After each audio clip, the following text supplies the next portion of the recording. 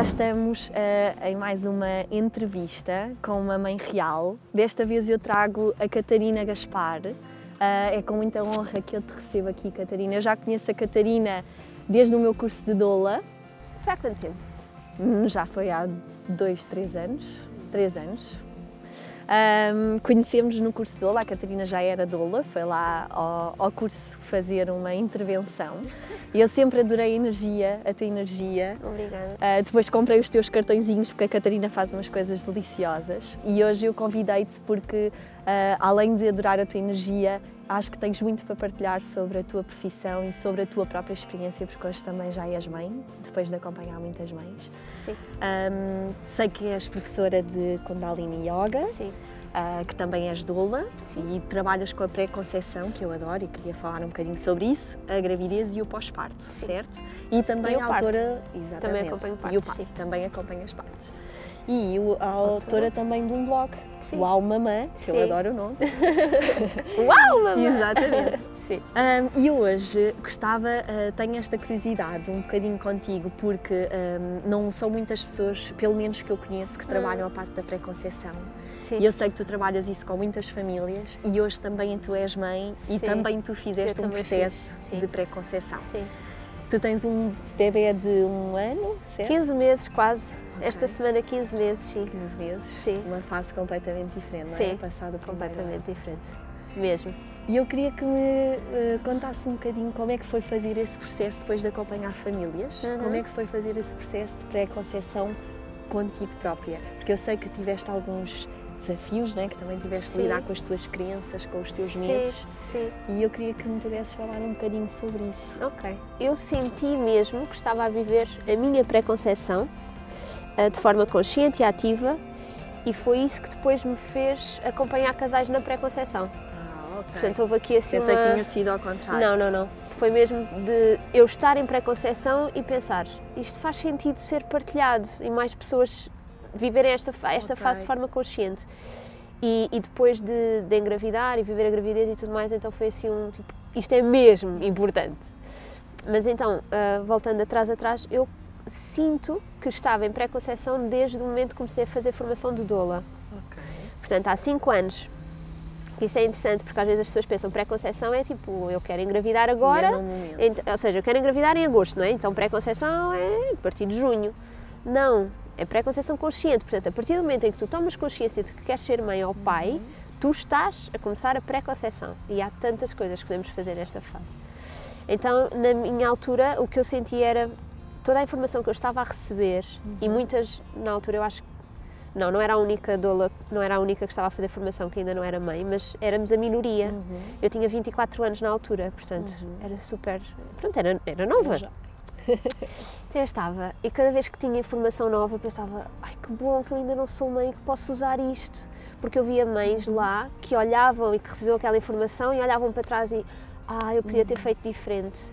Então eu sentia uma gratidão gigante, uau! E por isso é que o blog se chama Uau Mamã, porque é mesmo tipo, uau! Sabes, uau! Então foi aí que eu comecei, ia recolher informação, ia sentindo, ia fazendo estes ajustes de, então que mãe é que eu quero ser?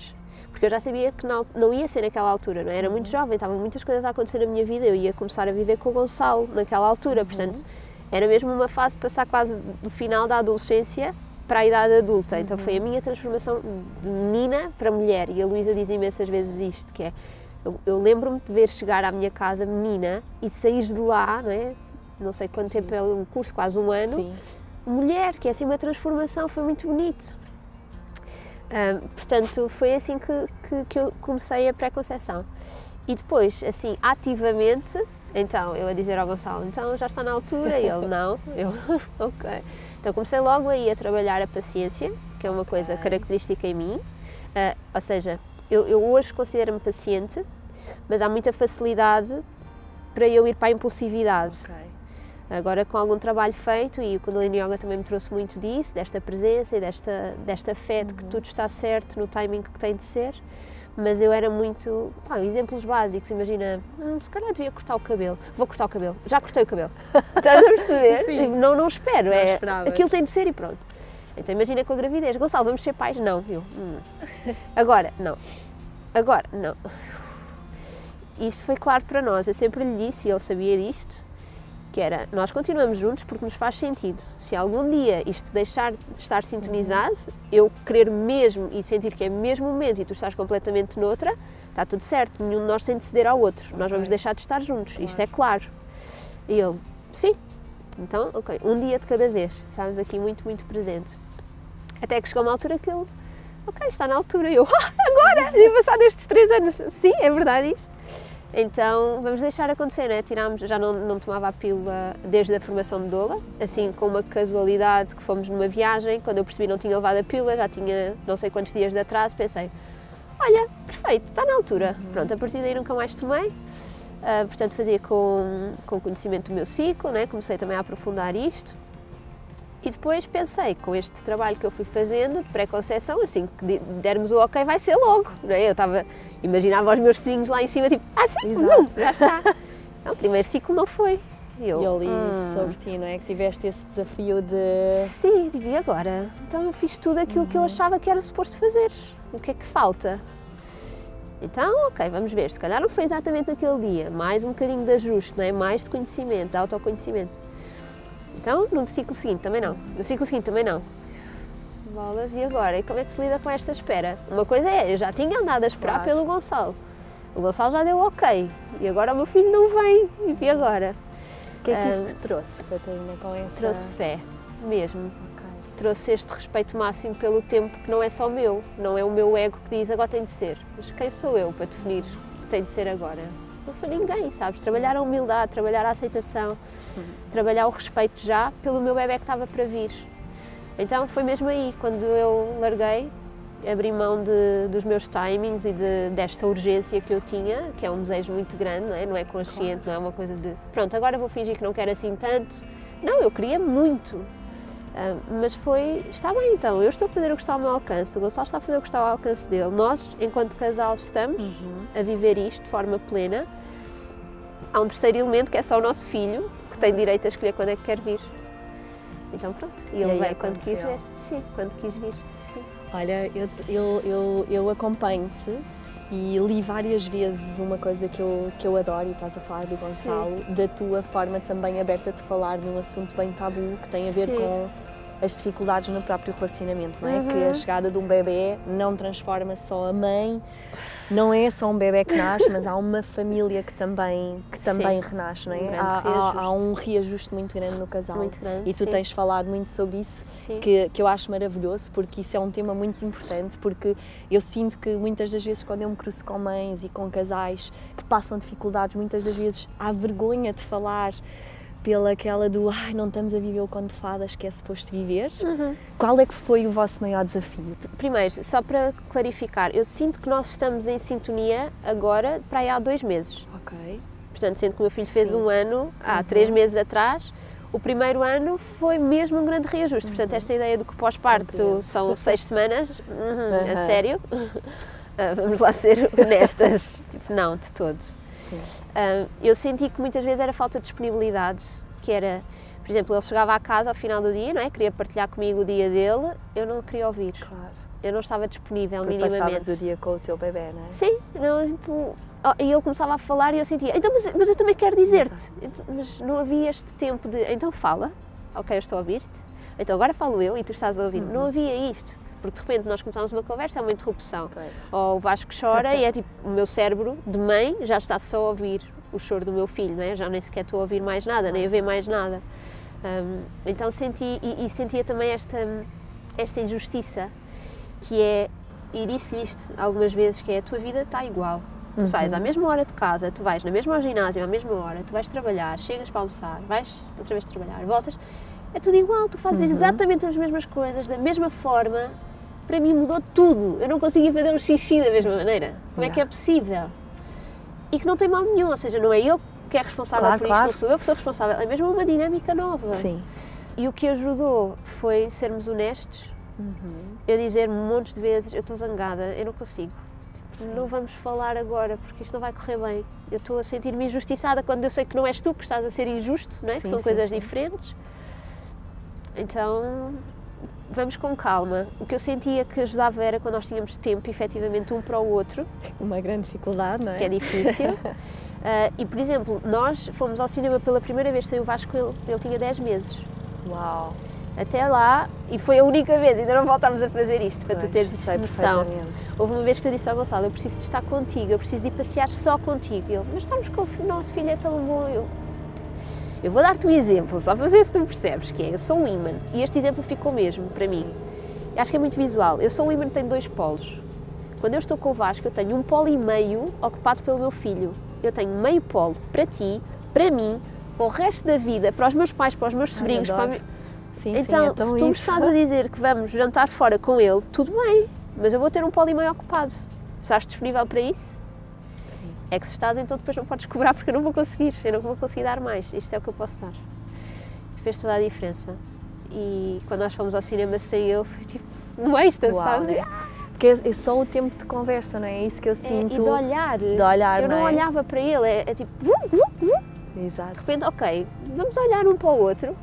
Isso faz tanta diferença. Sim. E às tantas perceber também que estamos a afastar-nos, e eu sei que estamos a afastar-nos, e dá medo, e isto acontece, às vezes mães no pós-parto imediato, e pós-parto imediato estou aqui a falar de 2, 3 meses, em que eu pergunto, tu tens medo de separar do teu marido? E elas dizem, sim. Claro, dá imenso medo, porque tu vês este abismo a criar-se e tu não sabes como é que vais voltar lá. Tu também sentiste, no meu caso e na minha relação, nós também sentimos muito que esse abismo depois também se cria por todas essas dificuldades. Sim. E o facto de também existe uma transformação que está a acontecer, não é? Em mim, há uma transformação que está a acontecer nele e que não há espaço também para cada um perceber, ok, o que é que eu estou diferente, não é? Sim. E como não há esse espaço, acaba por se criar uma frustração e esse abismo, é de que tu queres tempo, tu também queres te perceber, mas depois também já não te consegues conjugar bem naquela relação, porque já ninguém sabe muito bem qual é o seu papel. Né? Também sim, sentiste essa questão? Sim. E sabes que para o Gonçalo também, porque nós focamos muito, não é? Claro, é a minha experiência e portanto é aquilo que eu sinto, eu não consigo falar pelo outro, mas, e estava a falar com ele há 2 dias sobre isto, ele a dizer, mas para mim eu também sinto que tanta coisa mudou, que é de repente, eu pensava, eu não posso rejeitar este projeto, ele é arquiteto, eu não posso rejeitar este projeto porque nós agora temos um filho, então eu tenho que trabalhar. Pensava, mas eu preciso que tu estejas comigo. E ele, está bem, mas tu estás em casa com o nosso filho, então para eu estar contigo eu não posso trabalhar. Então se eu não trabalho, como é que é o nosso futuro? Porque os homens pensam muito à frente, não é? Sim. E isso é uma questão muito interessante, que eu tenho, desculpa interromper-te, mas tu, estas conversas fazem... Não, porque eu adoro isso, porque o Rafa, o meu companheiro, nós às vezes fazemos muito lives juntos, e ele partilha dessa parte, não é? Que também é esquecida, que é o homem, tem muito essa coisa de agora sou eu o sustento, não é? Da família, e o foco deles também é quase como o imã, não é? E o imã deles, o polo deles está completamente virado para o trabalho e para o sustento e para o te apoiar, não é?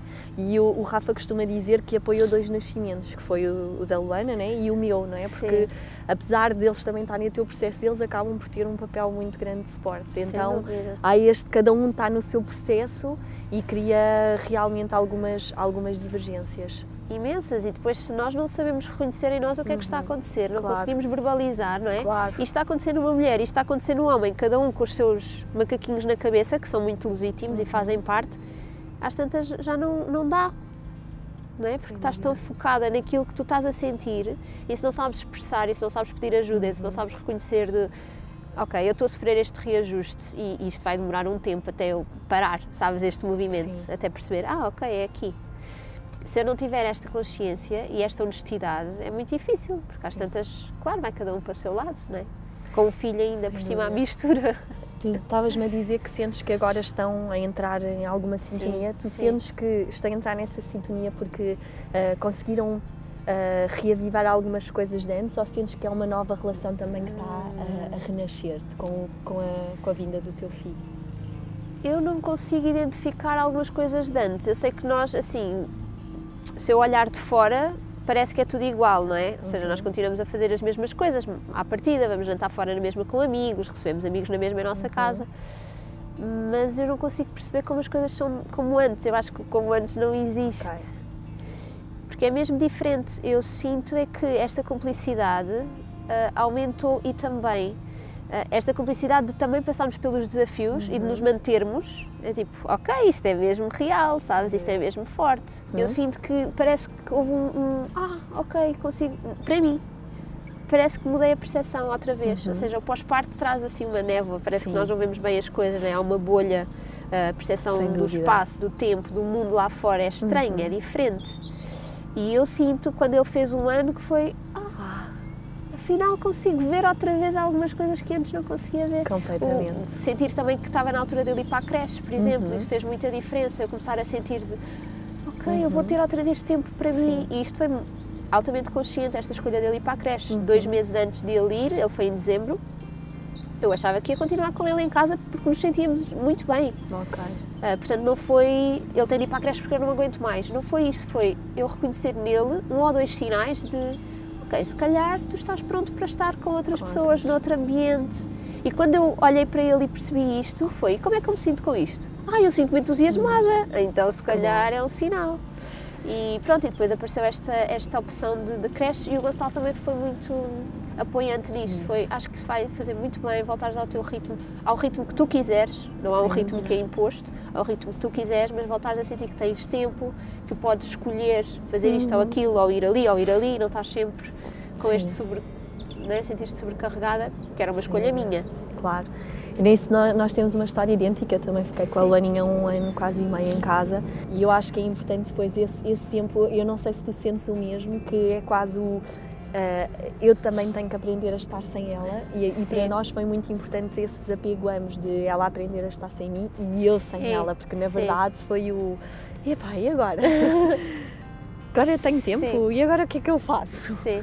Eu não senti isso porque eu fui trabalhando sempre com o Vasco, portanto eu continuei a acompanhar casais, ele ia comigo para as sessões desde 1 mês e meio, ou seja, eu quando disse casais, estou disponível para acompanhar, o meu filho vai comigo, portanto quem não aceitar isto não me chama, obviamente, então eu ia com ele, portanto foi assim uma transição, eu nunca senti agora tenho tempo livre e o que é que eu faço? Porque eu fui sempre fazendo as coisas, mas antes eu geria para ou ser nas cestas dele, ou pedir aos meus pais para ficarem com ele um bocadinho, e eu tinha 1h30 e de repente acabava 1h30 eu já ia a correr porque os meus pais estavam com ele e eu não queria sobrecarregar os meus pais e também não queria que ele tivesse tanto tempo sem mim, 1h30, imagina, não é que é possível, mas é o que é. E agora foi, tanto que eu senti isto, agora eu vou ter tempo livre e de repente passaram 1 semana, 2 semanas, 3 semanas ele está na creche e eu continuo sem tempo livre, portanto... Continuo, percebes? A vida continua a rolar, mas agora é com este sentimento de há um sítio para ele estar, eu confio plenamente naquele sítio e sinto que acresce valor e eu posso estar completamente disponível para o que estou a fazer, sendo que quando o vou buscar estou disponível para ele outra vez e isso é muito, muito bom. Olha, o tempo passa a correr, eu tinha tanta coisa para falar contigo. Mas queria-te fazer aqui umas perguntas finais. Disto de maternidade, mesmo com esse todo trabalho teu de pré-conceição tão importante e que eu vou querer saber mais, porque eu acho mesmo muito interessante e acho que é um trabalho mesmo muito necessário. Com a tua chegada da maternidade, qual é que sentes que foi assim a maior sombra que te trouxe? Além de toda a luz de ter uma criança e que há essa parte, mas qual é que tu sentes foi assim a maior sombra, o maior desafio que te trouxe? Eu posso ser muito ingênua e não sou de todo super mulher, mas eu não sinto nenhuma sombra assim, tipo, aqui foi super difícil lidar com, não sinto. Vou levar a pergunta. Tá bem. Não é óbvio para mim e não sinto que esteja a negar. Sim. Eu queria tanto, foi tão desejado, foi tão feliz, mesmo tão feliz para mim, mesmo com os desafios, eu identifico os desafios sempre como oportunidades e fiz isso tão rápido, provavelmente, que nem sequer consigo agora captar essa parte. Não, se posso dizer, o relacionamento foi assim um dos grandes desafios e eu já estava preparada para que acontecesse. Acho que termos... E quem acompanha casais, não é, nesta fase, antes de ser mãe, eu acho que é uma escola brutal. Sim. Se não fosse assim, eu não faço ideia como é que seria o meu pós-parto, porque eu tinha uma ideia altamente romantizada. Mesmo. Isso dava outra conversa. Isso dava outra, sim. mas eu sinto que foi isso. O relacionamento foi assim o maior desafio. Mas mesmo assim, não te consigo dizer a sombra. Ou seja, dentro do relacionamento o que é que foi? Também visto como um crescimento, não é? Como uma evolução. Sim. E o que é para ti ser mãe, Catarina? Olha, é integrar o sacrifício. Ok.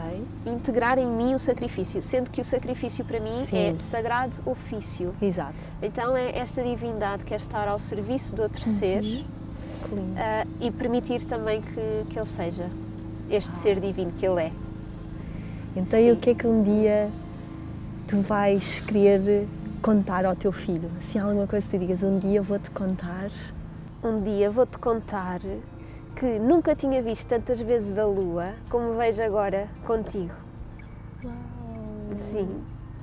A sério? Sim. Ele vê a lua em todo o lado, sempre. De manhã, tipo, lua! E eu, onde é que está a lua? E de repente lá está eu. Ok, eu vejo a lua tipo 3 vezes por dia, agora assim nos últimos meses. Traz uma presença, não é? As crianças e uma... Sim. Um verdadeiro viver em presença, não é? Sim, sim. Estas chamadas de atenção de coisas que sempre lá estiveram e que é tipo, sim, ok. E de repente, ok, vou olhar para a lua, por exemplo, sim. Só mesmo para terminar, a mulheres que ainda não tenham bebês, ou mesmo a pré-conceição pode ser mesmo depois de um primeiro filho, sim, não é? Uma preparação para alguém que queira preparar só que não entenda bem. O que é que tu dirias a essas mulheres que querem receber um novo bebê ou um primeiro bebê? Qual é essa importância da pré-conceição para ti? O que é que tu gostarias de deixar a essas mulheres? Para sentirem o que é que está ao seu alcance para, no momento, serem o melhor de si mesmas. Que é só isso. Se eu estiver consciente e neste momento eu estiver a dar o melhor de mim, então eu vou ser o melhor ninho que eu posso ser para o bebê que vem. E às vezes o difícil é isto, não é? É fazer estes ajustes para eu ficar na minha melhor versão. E não é perfeccionismo. Sim. É eu sentir que dentro disto, dentro da disponibilidade que tenho, do conhecimento que tenho, das possibilidades que tenho, eu estou a dar o meu melhor. É assim. Obrigada. Vamos terminar aqui. Obrigada. Obrigada pela tua conversa. Eu acho super importante, fico super feliz de ter estas conversas reais, sim, de ter estas conversas tabus. Hoje houve aqui coisas muito importantes do relacionamento que é importante percebermos que não é só o bebê que nasce, é toda uma família, há todo um reajuste que não tem que ser mau, e hoje falámos disso. Eu acho que é o que fica aqui. Sim. Tudo pode ser visto como um crescimento, como um renascimento, como uma evolução na própria relação individual e de casal. Sim, sim. E obrigada a todos. Obrigada. Um beijinho, até já. Que bom. Obrigada. Foi tão bom.